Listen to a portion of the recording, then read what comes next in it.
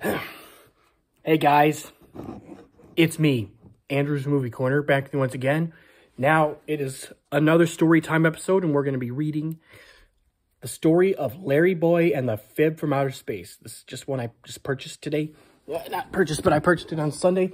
We're going to hit the play button on the tape player. Hi kids, this is Bob the Tomato, and I'm going to read you the story of Larry Boy and the Fib from Outer Space. Now all you have to do is turn the page whenever you hear this sound. Okay, here goes. It was midnight at the Bumbleberg Science Lab, and Jimmy Gord was bored. I'm bored, he said. He and his brother Jerry were supposed to stay up every night to see if anything fell into Bumbleberg from outer space. After 2 years of watching, they hadn't seen anything. Nothing, he said. But Jimmy wasn't paying attention. Getting bigger and bigger on Jerry's screen was a weird glowing object. It was headed straight towards Bumbleberg. Jerry tried to tell Jimmy, but he was too scared to talk. Finally, Jimmy noticed. His eyes widened. His heart raced. There was only one person to call now, Bumbleberg's own superhero, Larry Boy. On top of the Bumbleberg police station, the Larry signal crackled to life and shot a beam of light into the sky. Elsewhere in the city, Larry Boy's trusted butler Alfred spotted the signal and hurried to alert his heroic friend. Master Larry, excuse me, Master Larry. He yelled. Yes, Alfred, Larry Boy answered, accidentally knocking his friend to the ground with a mighty plunger ear. Then he too spotted the Larry signal. No time now, Alfred. Duty calls. Larry Boy hurried down to the Larry cave, jumped into his supercar, the Larrymobile, and sped off into the night.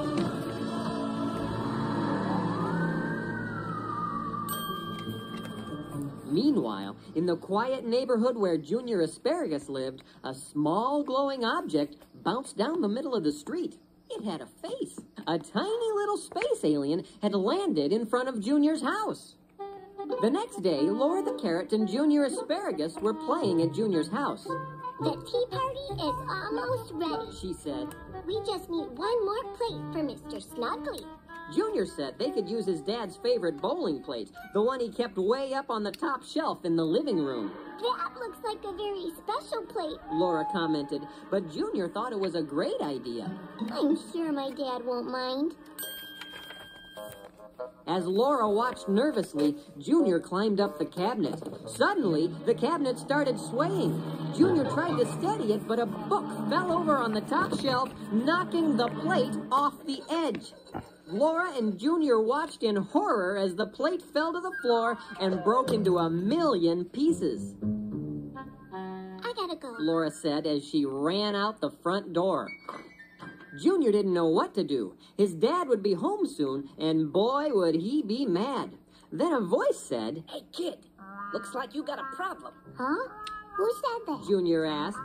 Out from nowhere hopped the strangest little creature Junior had ever seen. The name is Fibrilius Minimus, The creature replied. but you can call me Fib. Fib told Junior that he didn't have to get in trouble for breaking the plate. All he had to do was make up a story about someone else breaking the plate. You mean you want me to lie? Junior asked. Oh, no. Fib replied. What we are talking about here is just a little fib. People do it all the time, trust me. A little fib couldn't hurt anybody. Junior wasn't sure he could trust Fib, but he didn't have any better ideas. So when his dad came home, he told him that Laura had broken the plate. And sure enough, it worked. His dad believed him, and Junior didn't get in trouble. You did it! Good work, kid! Fib yelled. Junior was glad to be out of trouble, but was it just his imagination, or was Fib getting bigger? Have you grown? Junior asked. Oh, no, I've always been this size. Answered Fib. Come on, kid, let's go have some more fun. Maybe his new friend was right. Maybe a little Fib couldn't hurt anyone. Alrighty. He yelled as they hopped away down the street together. I'm with you all the way, Fib. Meanwhile, Meanwhile, Larry Boy was driving all over Bumbleberg, searching for anything that looked like it came from outer space. Keep looking, Master Laddie. Alfred yelled over the radio in the Larry Mobile. Remember, the security of Bumbleberg rests in your plungers. Just then, Percy P. spotted his friend Junior, but he wasn't very happy to see him. Junior, He yelled. I just came from Laura's house, and she got in trouble for breaking your dad's bowling plate. Except she says she didn't break it. She says you did. Who's telling the truth? Junior looked down nervously. Then he remembered what his new friend had told him and decided to make up another story. This time, he said that Laura's little brother Lenny broke the plate. And once again, the fib worked. Whoa. Percy mumbled as he walked away. I didn't think Lenny was capable of that kind of violence. This is great. It worked again, Fib. Junior yelled, but when he turned toward his friend, he found himself staring into Fib's belly. Fib was now 6 feet tall. You are growing. Junior remarked. Maybe I put on a few pounds. Said Fib. But Junior, I will always be your little fib. Just then, Percy P. hopped back around the corner with Laura the Carrot and her little brother Lenny. Junior was glad to see his friends, but he could tell they were not glad to see him. If you need me, I'll be over here. Fib whispered as he disappeared into the alley. Junior's friends were angry. Laura was mad that Junior lied about her. Lenny was mad that he lied about him. And Percy was mad that Junior had lied about both his friends. They told Junior that these weren't little lies, they were whoppers. One more time, Junior tried to get out of trouble by making up a story. This time, he said that space aliens had broken the plate. Funny, I just saw that same thing happen in a movie. Percy yelled. It's another lie. Just then, they heard the sound of giant footsteps in the alley. Junior turned around just in time to see Fib step into the street. He was as tall as a building. Fib reached down with a huge hand and plucked Junior off the sidewalk. What are you doing? Junior asked. Don't worry, Junior. Fib replied. A little fib couldn't hurt anybody, right? Fib laughed wildly and stomped off down the street, taking Junior with him. Why are you doing this to me? I thought you were my friend. Junior cried out. That's the thing about fibs, Junior. The monster bellowed. We grow. Now that I'm big, it's my turn to call the shots. And you belong to me. Just then, the Larrymobile spun around the corner. Drop the asparagus! Yelled our plunger-headed hero. The monster turned and headed for the Bumbleberg water tower. Surely Larry Boy could never get him up there. As Fib carried Junior up the tower, Alfred told Larry Boy he had made some changes to the Larrymobile that might help. You have? Larry Boy asked. I like to tinker in my spare time. Alfred said. Alfred had Larry Boy drive straight at the water tower as fast as he could.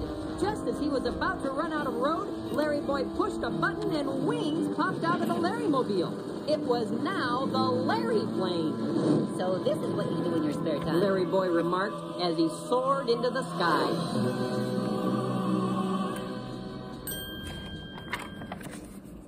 Meanwhile, on the water tower, things weren't going very well. Even a little lie can get really big, really fast. The monster yelled. And a big lie can just swallow you up. And Junior, you made a really big lie. Junior's friend was really a big lie. But was the lie really going to swallow him? Larry Boy knew he had to act fast, so heading straight for the monster, he jumped out of the plane. The lie was ready, though, and caught him in a huge hand. Now he had Junior and Larry Boy. Larry Boy called Alfred on his belt radio. I think now would be a good time for you to tell me how I can stop this lie. He said. Alfred checked the computer. According to my calculations, He answered. you can do nothing. Larry Boy couldn't believe his ears. Nothing? He yelled. They were in big trouble. If Larry Boy couldn't stop the lie, they'd be eaten for sure. Which one of you guys should I eat first? The lie bellowed. Just then, Larry Boy's radio crackled to life. I made a discovery! Alfred shouted. You cannot stop the lie, but someone else can! What? Who? Larry Boy asked, but Alfred didn't know yet. His computer was still working on it. Sort of look like candy. The monster rumbled and lifted Larry Boy toward his huge mouth. Alfred! Screamed our hero. We have no time! It's thinking! Alfred yelled back as the computer began drawing a picture. The answer was coming. But was it too late? Larry Boy was almost in the lie's mouth. Goodbye, Bubbly Bird! He moaned. Back in the Larry cave, Alfred stared at the screen. His eyes widened. It was Junior. He yelled into the radio. Junior can stop the lie! Junior thought hard. How could he stop the lie? Then it came to him. I did it! He screamed. I broke the plate! Suddenly, the monster started shrinking like a leaky balloon. The more Junior confessed, the more the lie shrunk. With the final pop, the lie vanished completely. I'm really sorry about your plate. Junior told his dad as Larry Boy lowered him to the ground. I'm sure it was an accident. His father said. I just wish you would have told me right away.